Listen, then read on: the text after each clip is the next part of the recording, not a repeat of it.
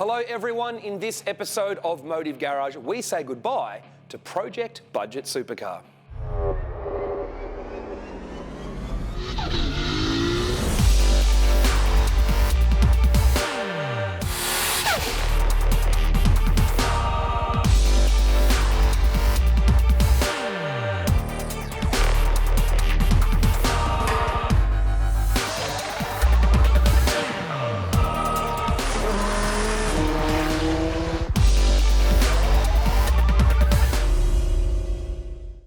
And now we say hello to Project Supercar Killer.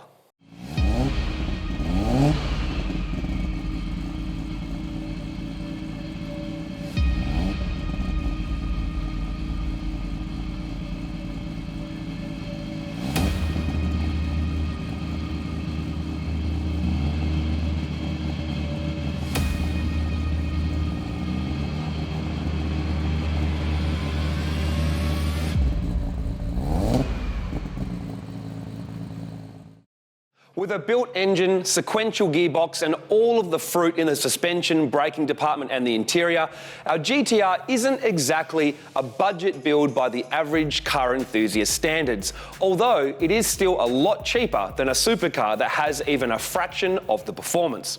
The entire purpose of the build has always been to only modify what needs modifying as it needs upgrading.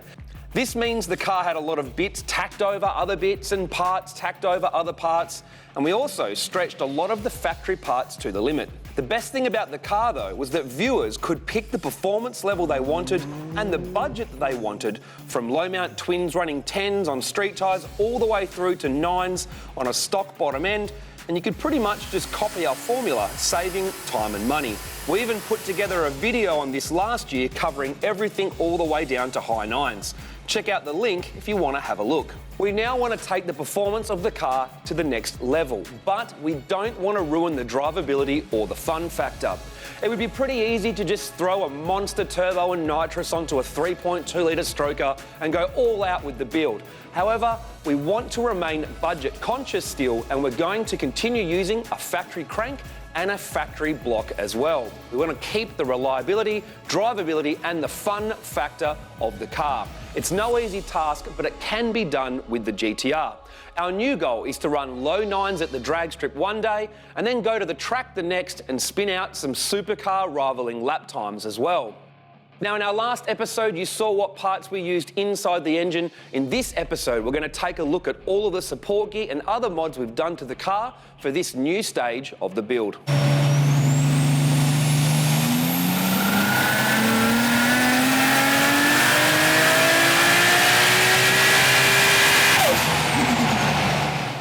Now, the first thing on the car that needed to be massively overhauled was the fuel system. The old factory lines as twin feed and a Dash 8 return and the factory rail just weren't going to cut it anymore for what we need to do with this car in the future.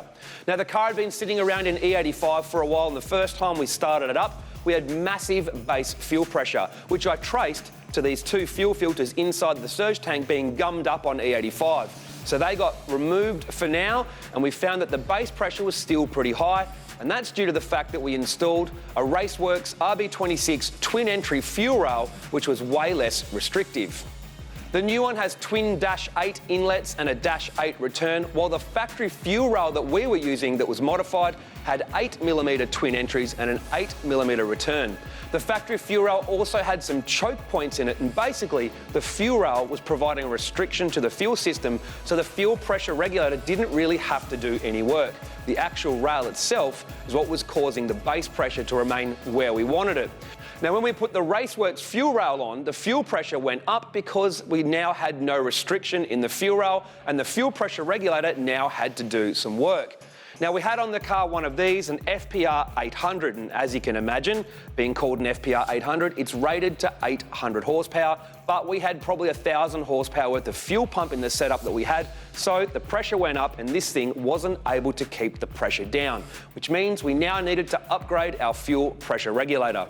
TurboSmart has an FPR 1200 and an FPR 2000.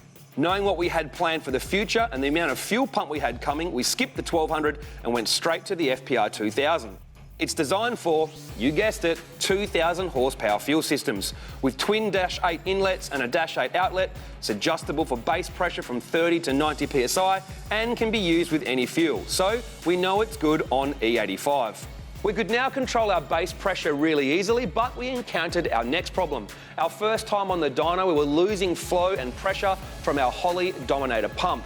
Now, we'd heard reports of these failing on E85 before, but ours had been pretty good for the last 4 or 5 years. However, with so much time spent with that thing in the car, we decided it's time for a big upgrade. The guys from CID basically said, take the car home and overhaul the entire fuel system to handle over 1,300 horsepower so we can future-proof it. After doing a feature on mechanical fuel pumps as part of our Platinum Tech series with Platinum Racing products, we were weighing up going mechanical fuel pump or going for multiple external electrical fuel pumps. Now, looking at the pros and cons in both, well, it was a pretty simple choice. What are the pros for a mechanical fuel pump? Well, the first one is they don't draw any current. So you don't need to go upgrading your alternator or redoing all the wiring in your car when you install a mechanical fuel pump. The factory in-tank pump will probably be good enough for your surge tank. However, you'll probably upgrade that anyway.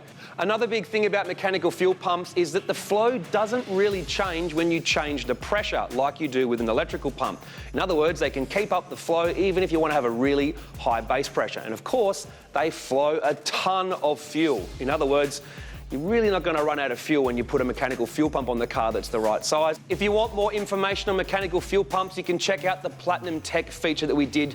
Just click on the link that's on screen now. We're also going to be putting together another massive feature on how to design and size your fuel system, so keep an eye out for that. So, other than the Raceworks fuel rail and the Bosch 1650cc injectors from Quick Bits that were already in the car, I ripped out the entire fuel system and started again. First up, we worked with Dion and the guys from Fabtech Global to design a new surge tank for the car that would work with a prime pump and a mechanical fuel pump. We went for a nearly 10-litre surge tank, slightly larger than required, but we had the room, and why not have some more fuel capacity in the car? We put 2 outlets under the tank, one for the main line and one for the prime pump. We went for -12 on the main line so we could put a -12 one-way valve to not restrict flow before it steps down to -10 for the line to the front. The one-way valve is so that the prime pump that is teed into the system only flows the right way and not back into the surge tank. We could have gone without a prime pump if we had put our surge tank in the engine bay like a race car, but this is a street car and we didn't want to put a fuel cell up in the engine bay. Now, with over 4 litres of -10 line to the front, we have to use a prime pump so we can pressurise that line to the mechanical fuel pump. Now, we decided to go for an external pump on our prime pump setup with our surge tank, and we chose one of these, a Deutschwerks DW350 inline pump that we got from GCG Turbochargers, the Australian distributor. Why did we choose this? Well, it's 350 litres per hour is overkill for what we need for a prime pump. However, it's an external pump in a fairly universal size that's rated to handle E85 all of the time, so we know that it won't fail. And it also means that the surge tank setup that we've built can now be quite universal, and Fabtech can sell it as a production item. Now, we also decided to replace our in-tank lift pump with a DW400 pump. Why? Well, preventative maintenance really for the same reason. The DW400 is rated for E85 and motorsport use, so it's really good peace of mind. Now, another thing about these DW400 pumps, they are the highest flowing in-tank pump on the market at the moment. Now, it's overkill for a lift pump, but with no pressure, it can flow over 500 litres per hour, so our surge tank's never going to run dry. The surge tank and prime pump is all one piece, so it's pretty easy to install and remove. It looks killer, and the finish is what we expect from the guys from Fabtech Global. Next up, we had Herman from Platinum Racing Products pay us a visit to choose a mechanical pump and to help us install it. Now, we chose a Kinslet Tough Pump 500. Don't let the name fool you though, as that 500 has nothing to do with flow or power. It's got to do with the size of the gear inside the pump. Now, every one of them comes flow tested, and you get this little chart with the results. At 2,000 pump RPM, which is 4,000 engine RPM, this pump flowed 2.39 gallons per minute at 50 psi, which equates to over 540 litres per hour. That's more than 2 Bosch 044 fuel pumps. Now, the best thing is when the engine RPM doubles to 8,000 RPM, we're going to have over 1,000 litres per hour worth of fuel flow, more than 4 Bosch 044 fuel pumps, and some would say capable of 2,000 horsepower. Just goes to show how effective these mechanical fuel pumps are. We used a Platinum Racing Products double CAS bracket to mount the pump and drive it on the inlet cam. The Platinum kit makes mounting the Kinsler pump pretty straightforward. With the rail, surge tank and pumps all sorted, the next thing we had to do was totally plumb the car from front to back. For that, we went to Motorsport Connection so that we could use Speedflow, as we like the idea of using Australian-made and a high-quality product. When it comes to oil and fuel fittings, you really don't want to use an inferior product and risk having leaks. We went for the 200 series Teflon braided line, as Teflon is designed to be used with E85 and doesn't break down like the rubber braided lines can in some brands, and we need the braid to protect the line under the car. We went for a -10 feed line to the front and a -8 return line to go back. We installed bulkheads into the boot floor, which is the safest, neatest and easiest way to get the lines from the surge tank through the boot floor and up to the front of the car. New feed and overflow lines from the factory tank to the surge, along with the flex fuel sensor, were reinstalled in the boot as well. It's important when installing fuel lines to keep them clear of any moving suspension and drivetrain parts and make sure they are secured as high as possible and don't dangle down. We always run them by the chassis rail, so in theory, something will hit the chassis rail before it hits the fuel lines. We're of the belief that hardline or braid should always be used under the car where it's susceptible to being hit, as a ruptured fuel line can make for a bad day. We put a break point in the -10 line under the car, which makes draining the fuel system much easier and less messy. The -10 line goes to the Kinsler pump before splitting to twin -8 after the pump before going into the Raceworks rail. A -8 return to the Turbo Smart Reg and a -8 back to the surge tank in the boot. All up, this fuel system should be capable of 1,500 engine horsepower, no problem. Except for one thing, the injectors. We've currently got Bosch stainless 1650cc injectors from the guys at QuickBits. However, they're starting to reach their ceiling and we're going to have to upgrade these before we do our full tune on the car. We'll probably go for something around 2200cc's. With a big head now on the car, we wanted to help the RB26 breathe a little better and make some more grunt. So we upgraded our turbocharger's rear housing from a 101 to a 115 twin-scroll T4 rear housing from our friends at Garrett. Now, this turbocharger might be the budget option from Garrett, but our GTW 3884 67mm has been an awesome turbo up to date. It's super responsive, great for a street or circuit car, but can still run single-digit times at the track as well. Now, the other thing we wanted to do to the turbo was that sweet, sweet T51R sound. And you can do that now thanks to the guys from turbomod.pro. I've always wanted that T51R sound, but didn't want the old school laggy tech. I wanted something responsive and fun, and these guys modify the compressor cover to give you that sound. Check out the link and see where you can get it done. Now, we've found when we put the car onto the dyno for the first time with the big head and the bigger rear housing, we were starting to get a little bit of boost creep on our 50mm external wastegate. So, rather than change the manifold, we decided to upgrade to the new TurboSmart Gen 5 50mm external wastegate, as it is a higher flowing item. The Gen 5 wastegate's got water cooling option, and you can also move the location of the ports on the wastegate. It flows more than the previous model, which is exactly what we needed. We also decided to go for lower spring pressure this time with 14 psi. Why? Because we've moved to a 4-port solenoid boost controller from TurboSmart. Our old external wastegate setup had a 23 psi spring in it, which is great to try and run high boost with a 3-port solenoid, but the problem was we were forced to run big power in every single gear. And now that we're making more power again, that's going to make it really hard to get it down the drag strip and to manage the power levels in gear around a racetrack. So by going to a lower spring with a 4-port solenoid, we can have a lower base setting, which means we can lower the boost and the torque in each gear to help make the car get better traction around a racetrack and obviously launch better down the drag strip. Now, a 4-port solenoid puts boost to the top of the gate and the bottom, which is why it can control boost better and run higher boost pressures than a normal 3-port solenoid. We also had to make new lines for the boost controller and wastegate, and once again we went for Speedflow black braided lines. It costs a little bit more, but when it's near a hot manifold and wastegate, it's better to be safe than sorry for a few $100 rather than using silicone hose that could melt. Now, another area that needed upgrading in the car was the clutch. We knew we were going to end up making more power, but our problem was we wanted to keep the car drivable. Luckily, Direct Clutch Services had a solution for us, and that was their new 9-inch twin plate clutch. It's similar to the old twin plate clutch that we had, except the clutch plates have been increased in size from 8 to 9 inches, and they now have an option to cross drill the plates to help handle even more stress.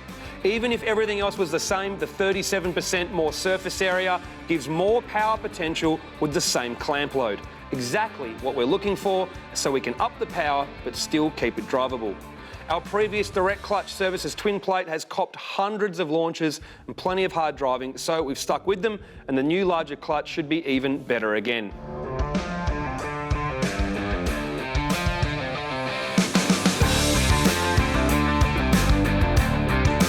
Now, the next thing we had to tackle on the car was the cooling system, and we went straight for the best, PWR. Now, we've been using their products on Jet 200 for nearly 15 years now with great success, and to be honest, if it's good enough for F1 and good enough for supercars, well, it's good enough for us.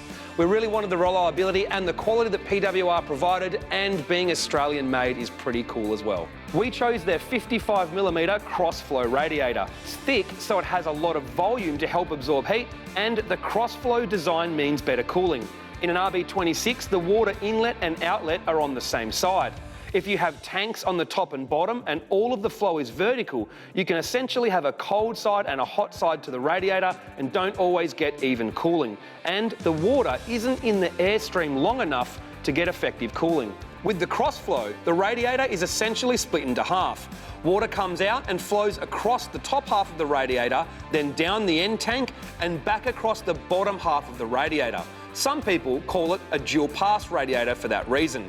It means there's more time in the airstream to cool the water down. We went for one big Spau thermo fan, as they flow much more than the factory clutch fan and also take up a lot less space, something we desperately need. They're the best in the business when it comes to thermo fans. We also added a new PWR oil cooler. When you break an engine, you generally get debris in the oil cooler and it becomes a throwaway item. It's just not worth the risk reusing the oil cooler. You can see under the car here we have a remote oil filter and oil thermostat housing as well to help warm the car up quicker, and you can see the accumulator and fuel lines under here as well. Now, while we're under here, we can take a look at the next section of upgrades for our GTR, which is the electronics. Now, GTRs have quite a few sensors hooked up to the gauges inside the car, but they're not actually connected to the ECU. So when you upgrade your computer, even if it's plug and play, there's not a whole lot of information going into that ECU. So to help modernise the car's electronics, we've got Dave from Howtech to come and help us install an oil pressure, an oil temperature sensor here under the car, and also a fuel pressure sensor up on the fuel pressure regulator. Now, while we're here, we can also take a look at our new Ross trigger kit. We already had the Ross balancer, which comes with a toothed trigger wheel. So now we've got the Hall effect sensor on the bottom that picks up the crank signal. Here is a tip for young players though: if you have the Platinum Racing Products brace in your engine, which you should, it's 10mm thicker. So what it does is it actually moves the Ross trigger kit 10mm further away. So we had to shave down the bracket to get it back in the right spot. And then we just use those little shim spacers to get the distance between the sensor and the tooth wheel correct, and we get our trigger reading on the crank. In the engine bay, you can see the Ross trigger kit on the exhaust cam replacing the factory cam angle sensor, which is known for having a bad signal at high RPM and for failing pretty regularly. With the higher horsepower and higher RPM that we wanted to operate in, we needed a more reliable trigger and we had to upgrade. A trigger kit gives better signal, enabling for more accurate tuning, no misfires, no dramas. The Ross trigger kit is pretty easy to install and looks super neat. It uses Honeywell Hall effect sensors on the crank and the cam and is fairly easy to set up in the ECU. We also upgraded the factory air temp sensor to a Bosch Motorsport item as it suffers from less heat soak problems and gives a more accurate reading. The last part of our electrical system we upgraded was the alternator. We probably didn't need to so much anymore now that we've got a mechanical fuel pump, but we installed that before we knew we were going to go this way. Plus, it's good to have peace of mind by having a brand new alternator on the car. Now, we decided to use one of the Clockwork Customs LS1 alternator kits, which basically comes with a couple of billet brackets and an LS1 alternator, which now enables you to bolt it straight in, don't have to change any wiring or belts, and you get yourself a 150 amp alternator for the GTR. Now, I have to admit, the engine bay in our GTR had always looked a little bit, well, kind of crummy, which is a byproduct of the way that we modified the car in stages and remaining budget conscious. We decided with this round of upgrades, not only would we need to improve some things in the engine bay, we wanted to make it look a little bit better as well. We needed a larger catch can and larger breathers, so we took the car to Fabtech Global so Dion could work his magic. The larger catch can has baffles inside and a filter hidden underneath to keep it all looking clean, and there's twin Dash 12 inlets, and it also has a Dash 8 drain that you can use or you can plug it up. Being much larger than our old catch can, we lost the ugly factory radiator overflow, which was a good excuse for Fabtech Global to fabricate up a new one. It looks and works much better. Plus, who doesn't like shiny things? We also moved the isolator and made up a bracket for the fuel reg. Overall, a neater and better layout. For the breathers, we finally ditched the factory outlets from the rocker covers. You can buy these Speedflow push-in Dash 12 fittings designed for RB26 cam covers from Motorsport Connections. It means you don't need to pull the covers off to install them. We then used some black braided Dash 12 hose for the breathers. With K&N being the official air filter of Motive Garage, we decided to install a new pod filter onto the car as well.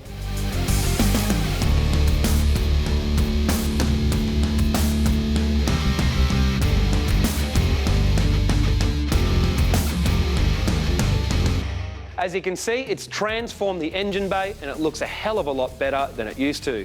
Now, the next thing I wanted to tidy up was the wiring in the interior. Now, because we had some sensors going to our Howtech ECU now, I could remove the analog gauges and we could calibrate our Howtech Street logging dash so that it would read more information. We also installed some buttons on the dash as well so that you can cycle through different pages of information. The main page being for driving, and we have another 2 pages that we use for diagnostics. Another thing we did to tidy up the inside of the car was install some JL Design and Fab floor mats. They look pretty cool, they've got good fitment, they've got a choice of different badges you can put on them, and they don't have Nismo tax added to them either.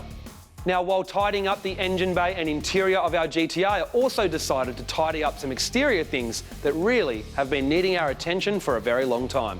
We finally painted the rear Brembo brake calipers red to match the CC brake kit up front. Although they do look good, the tyres aren't a cosmetic upgrade, but a performance upgrade. We decided to up the tyre budget and went for some Advan 8008s for their ability to cut good lap times and remain perfectly streetable. Our friends at Import Monster are dealers for them and were able to do us a pretty good price. Can't wait to test them and give some feedback. Continuing the tidy up, we painted the outside window door trims, which was shocking before, like on many old GTRs. We also finally replaced the chipped, poor condition fiberglass carbon skimmed vented bonnet, or hood for you Americans. Although we're not sure of the manufacturer, and we'd love to know, the new bonnet is much higher quality and a true carbon bonnet inside and out. You can see inside there is no ribs and it's very thin, making it very light. There is also properly designed vents to extract heat, and the N1 lip is built into it. There is no factory bonnet latch, so we had to install some aero catches, which is a safer option anyway. We also gave the car a new look with the addition of some vinyl graphics to advertise the 2019 Nitto Performance Engineering GTR Festival. We decided to use the 50th anniversary wreath we designed for our merchandise, and from there, we took inspiration from the John Player Special black and gold livery. When it came to designing, cutting and fitting the vinyl graphics, we called the man we always call, Graham from Tint and Protect, to work his magic.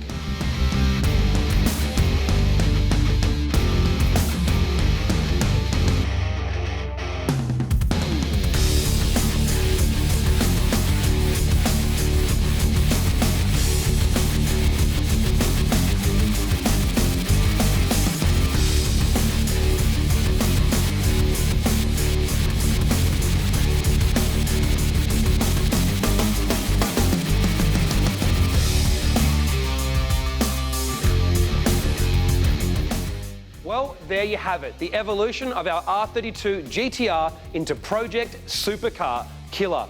Now, we've already had the car on the dyno for its run-in and some initial tuning, and it's looking very promising so far. Now, we've got a few more things to do before the 2019 Nitto Performance Engineering GTR Festival, such as fit bigger injectors, a new race seat, and we need to install some new sensors for road speed and flat shift, and then we'll get serious in turning up the power and going for our goal of low nines one day and some great lap times the next. Now, before we get to all that, you're probably wondering, how does a mechanical fuel pump equipped, big cams, big head, big twin plate clutch and sequential gearbox equipped GTR drive on the street? Glad you asked. Let's go.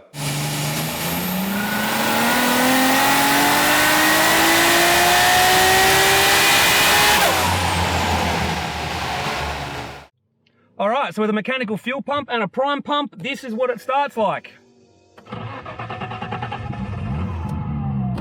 Same as they all do. And now you guys want to see what it drives like. Well, the direct clutch drives pretty much the same as the old 8-inch one, but can handle more power, which is exactly what we want. So we've got a little bit of driving to do in some back streets as we come out of CRD. You can see that, 1000 RPM in second gear. It drives perfectly fine. And that's the thing that spins me out about this car the most is it's a 9-second GTR, caged up, sequential, big twin plate, mechanical fuel pump, big head, big cams, and I can drive it around at less than 2000 RPM in 50 zones without a problem.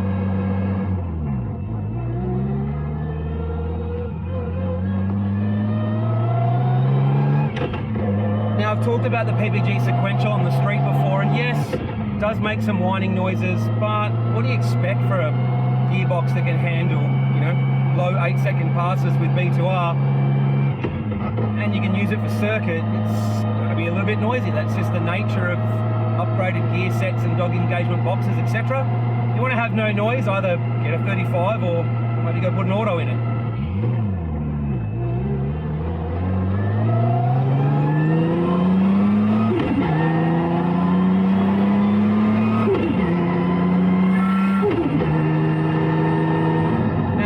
Gearbox noise, one thing to do is just put it in fifth, 1-to-1, no gearbox noise.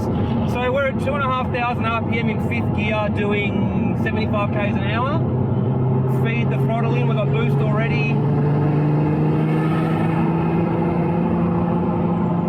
Bam, we're doing 100. That easy. You've seen how it is cruising. To get a move on, it's got enough grunt down low to scoot through traffic and get a move on.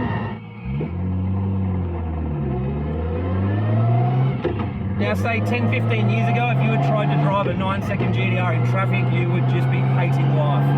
It'd be laggy, the plate would be super grabby, be really dopey down low, jerky. It wouldn't be a great thing to drive. But now with modern technology and the parts that we have, the electronics that we have, E85 as well, you can drive a 9-second GTR, even a manual one on the street, pretty easily, to be honest. Like, overall, other than a few extra noises from the box and maybe a little bit grabbier clutch than factory, it's not really a hard thing to drive. You can just drive around pretty normally, even in peak hour Sydney traffic school zones. All right, for those of you that just want to see how it drives, nice and raw, here we go.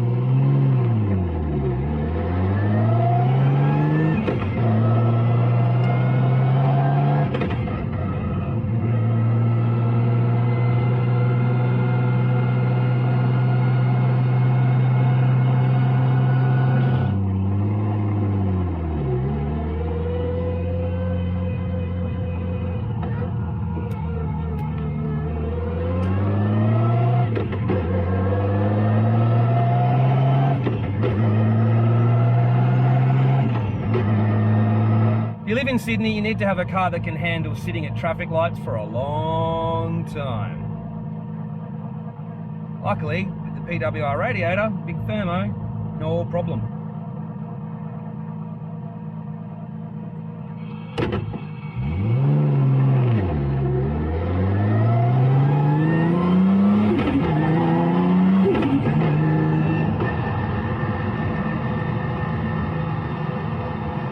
Now, first impressions of the Advan 8008s are pretty good. For the performance they offer, I was expecting them to be noisy. They're not. In fact, they're quieter than the Achilles 123s on the car. I thought they would tramline just as much as the Achilles, but they don't. In fact, I can barely tell I've got a performance road tyre on this car when I'm driving normally. I haven't really done any hard cornering or launches or anything on them yet, but the feedback so far from this tyre is pretty good. They need to be driven in anger before I can really tell you what they're like, but you've seen the lap times they do at World Time Attack, so we know the performance is there. You guys are probably sick of watching me drive really slowly, huh?